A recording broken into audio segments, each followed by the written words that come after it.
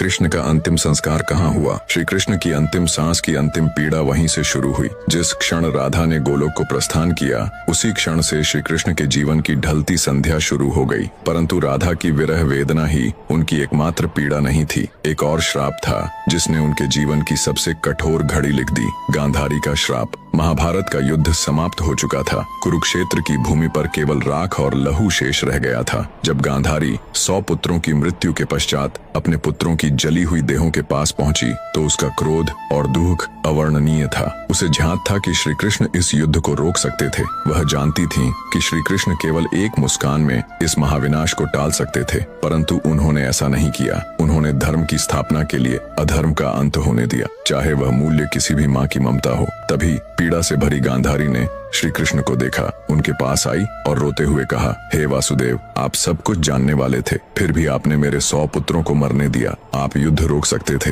पर आपने केवल तमाशा देखा। मेरी ममता की आग आज आपको भी छुएगी। मैं आपको श्राप देती हूँ। ठीक वैसे ही जैसे मेरा वंश समाप्त हुआ, वैसे ही यदुवंश भी नष्ट होगा और आप भी अपनी मृत्यु को अकेले अपनों से बिछुड़कर एक तीर की पीड़ा में अनुभव करेंगे। श्री कृष्ण ने गांधारी के श्राप को शांत मन से स्वीकार किया, क्योंकि वह जानते थे यह भी उसी लीला का एक भाग है। जिस न्याय को वह लेकर आए थे, उसी न्याय की अग्नि अब उनके अपनों को भस्म करेगी। गांधारी का श्राप, राधा की जुदाई और यदुवंश का अंत, यही वो अंतिम अध्याय थे जिसने श्री कृष्ण के मानवीय रूप को सबसे गहरे दुख से भर दिया। अब जानिए कैसे त्रेता युग में श्री राम द्वारा दिया गया वरदान बना द्वापर में श्री कृष्ण की अंतिम लीला का कारण। अगर आपको श्री कृष्ण की अंतिम सांस के बारे में आगे बढ़ाना है तो चैनल को सब्सक्राइब करें। त्रेता युग का वह समय था जब राम ने रावण का वध कर अयोध्या लौटकर राम राज्य की स्थापना की थी। एक शाम अयोध्या के समीप एक तपस्वी राक्षस आया। नाम था जरासुर।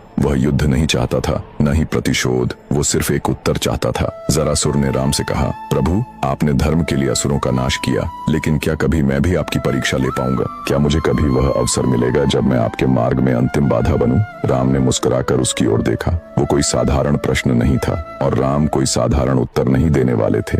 राम बोले, जब मैं द्वापर में श्री कृष्ण रूप में जन्म लूंगा, तब तू मनुष्य रूप में जन्मेगा और वही जीवन तुझे वह अवसर देगा जिसकी तू आज याचना कर रहा है। तेरे हाथों ही मेरी लीला इस धरती पर पूर्ण होगी, यह मेरा वचन है। जरासुर झुक गया। उसने नहीं जाना कि वह वचन युगों बाद एक महारहस्य का कारण बनेगा। समय बीतता गया, युग बदले और द्वापर में वो वचन धीरे धीरे श्री कृष्ण के अंतिम क्षणों की ओर बढ़ने लगा। जब लीला पूरी हो चुकी थी और ब्रह्मांड का सबसे बड़ा प्रेमी अपने सबसे गहरे अकेलेपन में डूब चुका था, वो द्वारका का अंत था। सब कुछ समाप्त हो चुका था। यदुवंश का नाश, रणभूमि की गूंजती